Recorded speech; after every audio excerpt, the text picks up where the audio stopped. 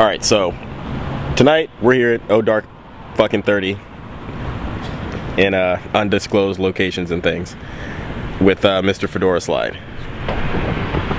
He's over there getting things ready. We've got some assembly to do. It's gonna be fun. It's gonna be, you know, everything. So let's get started. Alright, so clutch is bled, aero is like mostly on and stuff. So we're just trying to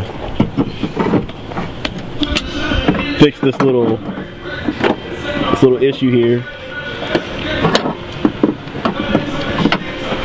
But I've got a question. What got you into drifting? Got me into drifting. Well, my brother was into cars a lot. He kind of got me into cars. He's actually the one who first taught me manual. And then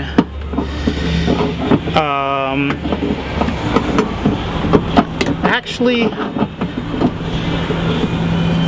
you know, I watched a ton of videos. This is back in the Kazaa days. There was like, you know, tons and tons of drift videos, and you know, all the option videos. Everybody was just having so much fun and having a blast. And you see Kaiichi Tsuchiya just making fun of everybody, but in a good way. You know, they were having a blast. If you look at all the old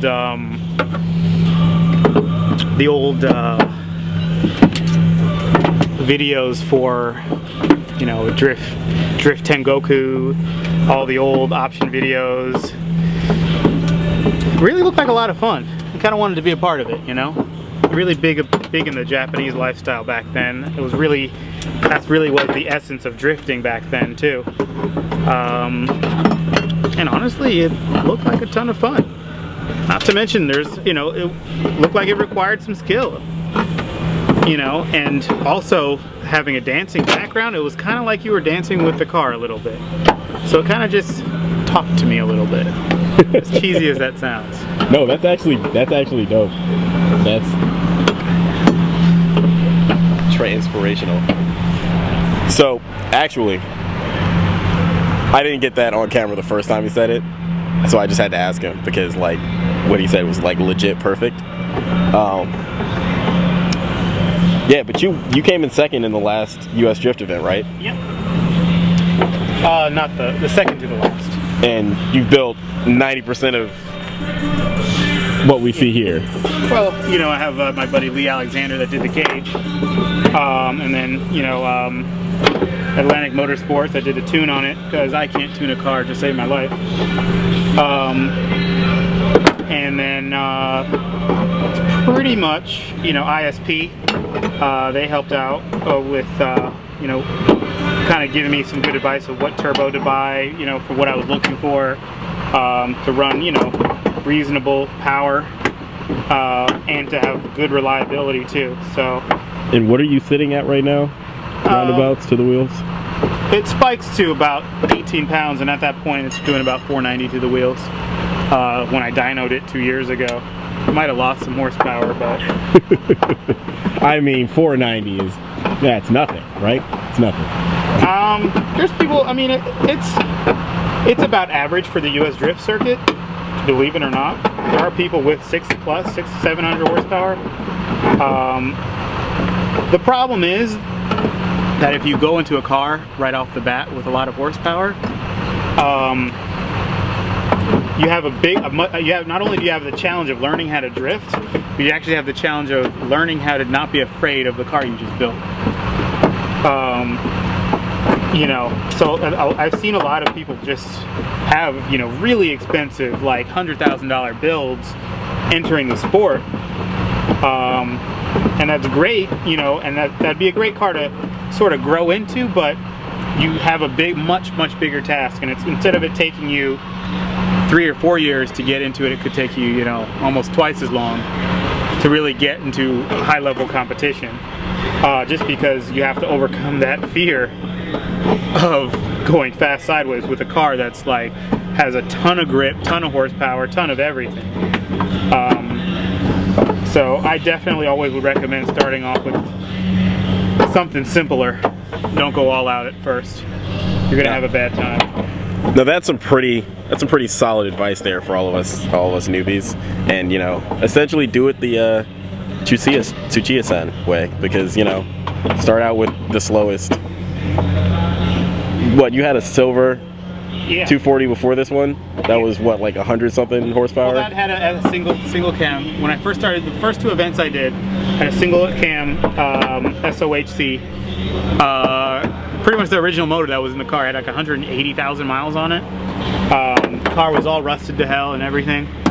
But I got it for $500, and actually I ended up driving that for 8 years.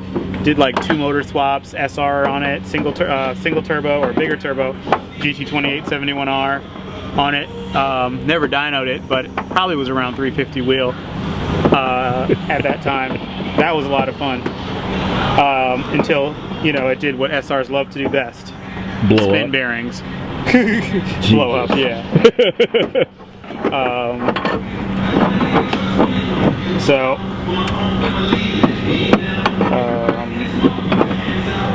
That's what I recommend if you're going to get into drifting. Do it cheap first, get as much track time as you can.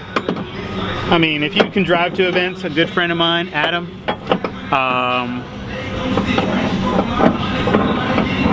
I don't know how to say his last name, even though it's something really simple, but he has a Volvo, V8 Volvo, drives it to the track. Wait, the LS swap Volvo? Yeah. That monster? Yeah. Jesus. Yeah. He drives it to the track, drives it home,